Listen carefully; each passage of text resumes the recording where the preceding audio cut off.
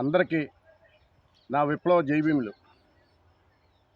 ఆకివీడు సంఘటన రఘురామకృష్ణ గారు ఆధ్వర్యంలో జరిగిన ఈ శంకుస్థాపన ఎంతమంది మనోభావాలు దెబ్బతింటున్నాయో ఆయన అర్థం చేసుకునే పరిస్థితి లేదు.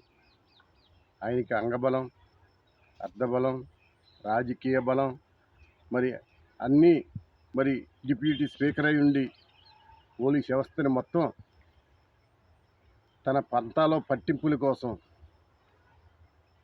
నిర్వీర్యం చేసేస్తున్నారు ఇవాళ.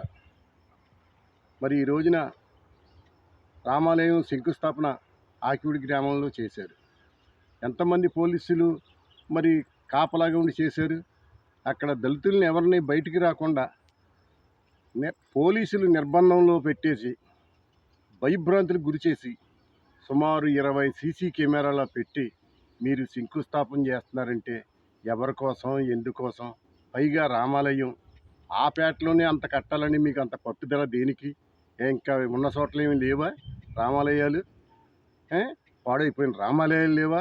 మీరు బాగు చేయాలనుకుంటే ఎక్కడైనా చేయొచ్చు. అభ్యంతరం పెట్టిన కాడ ఎందుకు మీకు అంత పట్టుదల? వందలాది సంవత్సరాల క్రితం కూడా రామాలయాలు ఉన్నాయి, మరుగున పడిపోతున్నాయి.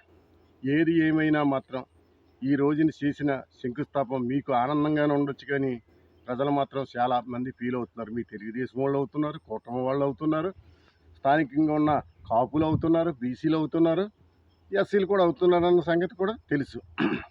ఏది ఏమైనా పిచ్చోడి చేతిలో రాయి ఉంటే ఆ రాయి ఎవరి మీదకి వెళ్తుందో, ఎందుకు వెళ్తుందో కూడా మరి అలా ఉంది మీ చేతిలో అధికారం ఉండి. మరి దేనికోసం మీరు ఆలోచించండి. రఘురామకృష్ణరాజు గారు మిమ్మల్ని కోరేది ఒకటే, మీకు నిజమైన రామభక్తి ఉంటే ఎక్కడో ఆ ఆకివీడి గ్రామంలోనో లేకపోతే ఉండే హెడ్క్వార్టర్లోనో మీ పరిధిలో ఎక్కడో నచ్చిన ఒక సెంటర్ ప్లేస్ని ఎంచుకుని ఒక 10 ఎకరాలు, అసలు వేలాది ఎకరాలన్నీ అసలమైన భూములన్నీ మీ నియోజకవర్గంలో ఉన్నాయి. ఇవాళ పశ్చిమ గోదావరి జిల్లాలో లెక్కేస్తే బినామీ పేర్ల మీద వందలాది ఎకరాలు మీ నియోజకవర్గంలో ఉన్నాయి. ఎక్కడో ఒక 5 ఎకరాలు, 10 ఎకరాలు, 20 ఎకరాలు, 50 ఎకరాలు భూమిని తీసుకుని అక్కడ మీరు రామాలయాన్ని నిర్మిస్తే మరి మీ స్థాయికి తగ్గట్టు ఇది అయోధ్యలాగా మీరు రామ మందిరాన్ని నిర్మించవచ్చు. కారణం ఏంటి? మీకున్న పర్సనాలిటీ అటువంటిది. అది మానేసి కేవలం దళితుల మీద కక్ష కొద్దీ, మాలల మీద కక్ష కొద్దీ, మాదిగిలి మీద కక్ష కొద్దీ, అంబేద్కర్కి వ్యతిరేకంగా మీరు ఆ కార్యక్రమం చేస్తున్నారంటే అందరూ అసహించుకుంటున్నారు. మీకు తెలుసో తెలియదు. మీ దగ్గరికి వచ్చి రాజుగారు ఆహా ఓహో అని మిమ్మల్ని పొగడొచ్చేమో, కానీ మిమ్మల్ని అసహించుకునే పరిస్థితులే కనపడుతున్నాయి. మీకు మరి ఆ పరిస్థితి ఆ విధంగా రామాలయం కట్టుకోవాలి, కానీ ఈ పేటలోని ఆ మారుమూలను కడతారు. రేపు ఎవరు పూజింతారో రాముణ్ణి? ఎంతమంది వచ్చి పూజింతారో? కారణం ఏంటి? పూజించే వాళ్ళు స్థానికులే ఉండాలి. మా పేటలో రామాలయం కట్టండి మాకు ఇది అని మీరు అడిగిన వాళ్ళకి కట్టే ఉండయ్యా. ఎందుకు అక్కడ పంతాలు పట్టింపులు? రోజు మరి రేపు నుంచి రామాలయం నిర్మించేస్తాం కూడా మీకు చాలా చిన్న విషయమే, కానీ రోజు పోలీసులు అక్కడ కాపలా ఉండాలి, సీసీ కెమెరాలు ఉండాలి. ఎవరిని సుఖపెడదామని, ఎవరిని సంతోషపెడదామని మీరు ఈ విషయంలో మాత్రం కూలంకుషంగా ఆలోచించుకుని చేసుకోవాల్సిన పరిస్థితి. లేదా మీ స్థాయికి తగ్గట్టు ఒక యూనివర్సిటీ నిర్మించండి. మీ నియోజకవర్గంలో మీకున్న అధికారం బట్టి, మీకున్న పర్సనాలిటీ బట్టి ఒక యూనివర్సిటీని నిర్మించండి. ప్రజలు ఎంతోమంది విజ్ఞానవంతులు అవుతారు, ఈ సమాజానికి మేలు చేస్తారు. ఇక్కడ మీరు ఈ రామాలయం కట్టాలి, ఇది కట్టాలనుకుంటే గుడి అంటే ఏంటి? గుడైనా, చర్చిలైనా, మసీదులైనా అడుక్కునే వాళ్ళు ఉంటారు, కానీ బయట అడుక్కునే వాళ్ళు ఉంటారు తప్ప విజ్ఞానవంతులు విద్యాలయాల్లో ఉంటారు. మీరు అటువంటి ఒక మహోన్నతమైన విద్యాలయం నిర్మించండి. మిమ్మల్ని కోరుకునేది ఒకటే, పశ్చిమ గోదావరి జిల్లా క్షత్రియులకి ఒక మహోన్నతమైన పేరు తెలుసా?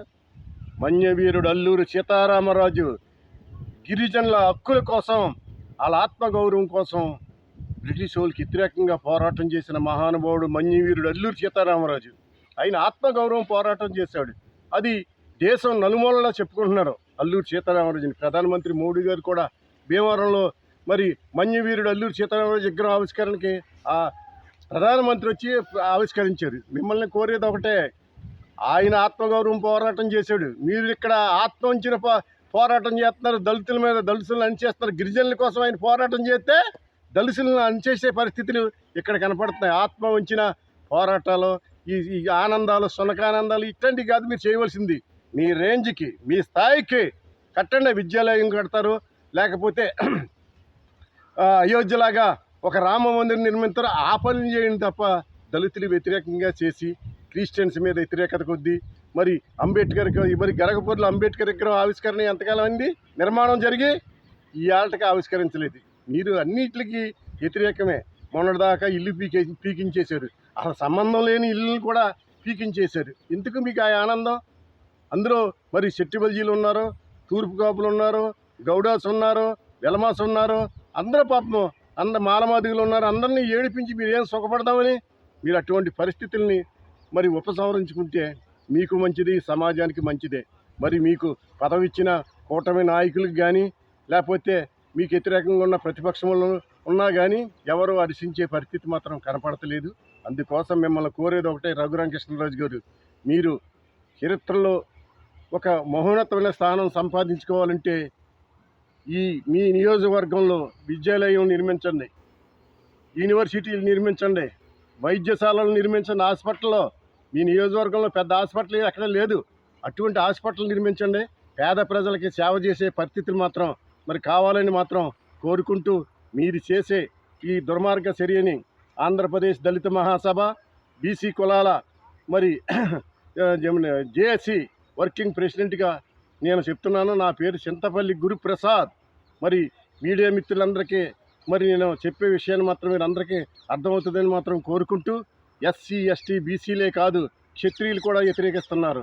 అందరూ మీ నియోజకవర్గంలో మీ వెనకాల వచ్చేవాళ్ళు ఎంతమంది, మీకు జైలు కొట్టేవాళ్ళు ఎంతమంది, మిమ్మల్ని వ్యతిరేకించేవాళ్ళు ఎంతమంది అనేది మాత్రం తెలియపరుస్తూ మీ అందరికీ నా విప్లవ జై భీములు. జై భీమ్, జై పూలే.